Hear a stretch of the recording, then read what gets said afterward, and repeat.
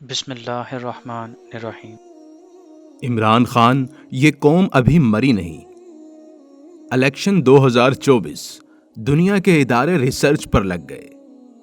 Election 2024 دنیا کی پارلیمانی تاریخ کو حیران کر گیا، جہاں حقیقت میں ایک شخص پورے ملک سے جیتا جو خود جیل میں قید، پوری پارٹی حکومتی ظلم کا شکار، نہ کوئی جلسہ، نہ کارنر میٹنگ کی اجازت، کوئی کوشش کرے تو وہ جیل کے اندر۔ پھر بھی اس قیدی نمبر 804 عمران خان نے سب زور آوروں کے چھکے چھڑا کر رکھ دیے۔ کہتے ہیں کہ ملک کا مافیا یہ یقین رکھتا تھا کہ روٹی کے مارے ہوئے، کچلے ہوئے لوگ انقلاب کبھی نہیں لا سکتے، مگر 8 فروری کے دن ان بے آسرا اور تنہا لوگوں نے ملک کے طول و عرض میں صرف اپنی طاقت اور اللہ کی مہربانی سے ایک انقلاب برپا کر کے رکھ دیا۔ کوئی لالچ، تشدد، دھمکی، پروپیگنڈا ان کو شکست نہیں دے سکا۔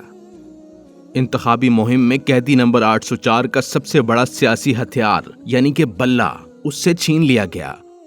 اس کی اشتہاری مہم پر غیر اعلانیہ پابندی تھی۔ قیدی نمبر 804 کے اشتہار بین کر کے اس سے انتخابی نشان چھین کر اسے قید میں ڈال کر اور اس کے امیدواروں کو بغیر میدان میں آئے شکست دینے والوں کے خواب چکنا چور ہو چکے۔ وہ قید میں بھی جیت گیا۔ اب جو بے ایمانی سے بازی پلٹی جا رہی ہے، یہ مافیا کے منہ پر وہ تماچا ہے جس کا نشان مٹتے مٹتے صدیاں درکار ہوں گی۔ کہتے ہیں کہ بہت سے ملکوں کے ادارے اب اس بات پر ریسرچ شروع کرنے جا رہے ہیں کہ یہ کیسے ممکن ہے کہ آج کی پارلیمانی سیاست میں ایک آدمی قید میں ہو اور بغیر کسی اشتہار، بغیر انتخابی مہم، بغیر انتخابی نشان کے اس کے امیدوار پورے ملک سے جیت جائیں۔ کہتے ہیں پاکستان میں الیکشن پیسے کے بغیر نہیں لڑا جا سکتا۔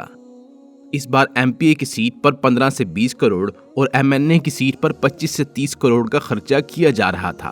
وہاں قیدی نمبر 804 کے امیدواروں نے ایک آنے کا خرچہ بھی نہیں کیا۔ نہ پولنگ کیمپ، نہ ووٹرز ٹرانسپورٹ، نہ جلسے کا خرچہ، نہ الیکشن آفس، نہ کسی کو چائے کا پوچھا، نہ پانی کو، پھر بھی جیت اس کا مقدر۔ ریسرچ تو بنتی ہے۔ ایک بات یاد رکھیں، قومیں کبھی نہیں مرتی اور پاکستانی قوم زندہ ہے۔ اس بارے میں اگر کسی کو کوئی شک ہو تو 8 فروری کے انتخابات کو دیکھ لے۔ دوستو، ہمارے ملک میں جو حکومت بنانے کی کوشش کی جا رہی ہے وہ اس بادشاہ کی طرح ہے جس کی یاری ایک تندور والے سے ہو گئی۔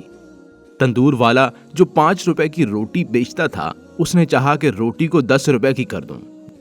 بادشاہ کی اجازت کے بغیر ایسا ممکن نہیں تھا۔ وہ بادشاہ کے پاس گیا اور کہا روٹی 10 کی کرنی ہے۔ بادشاہ نے کہا 30 کی کر دو۔ تندور والے نے کہا لوگ شور مچائیں گے۔ بادشاہ نے کہا اس کی فکر نہ کرو۔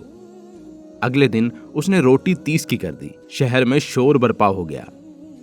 لوگ شکایت لے کر بادشاہ کے پاس پہنچ گئے۔ بادشاہ نے لوگوں کی شکایت سن کر سپاہیوں سے کہا کہ تندور والے کو میرے سامنے پیش کیا جائے۔ وہ جیسے ہی دربار میں پیش ہوا، بادشاہ نے غصے میں کہا تم نے مجھ سے پوچھے بغیر قیمت کیسے بڑھا دی؟ یہ رعایا میری ہے، لوگوں کو بھوکا مارنا چاہتا ہے، اس لیے میں تم کو حکم دیتا ہوں کہ تم کل سے روٹی آدھی قیمت پر بیچو گے، ورنہ تمہارا سر قلم کر دیا جائے گا۔ بادشاہ کا حکم سن کر عوام نے اونچی آواز میں کہا بادشاہ سلامت زندہ باد۔ اگلے دن روٹی 30 کے بجائے 15 روپے میں بکنے لگی۔ یہ تھی ہمارے حکمرانوں اور مافیا کی کہانی جو مل کر اس قوم کو بے وقوف بناتے تھے۔ اس بار قوم کے جواب نے ان کو تھپڑ مارا ہے اور اس کی گونج شاید زمانوں تک یاد رکھی جائے گی، مگر یاد رکھیے گا تھپڑ بھی غیرت مندوں کو اثر کرتے ہیں۔ کسی نے کیا خوب کہا تھا، قیمت کوئی بھی ہو، آدمی اگر بک جائے تو ٹکے کا نہیں رہتا، اور یہاں پورا حکمران طبقہ ٹکے کا نہیں رہا۔ یا اللہ ہمارے نصیب میں بھی اچھے مسلمان حکمران دے، آمین۔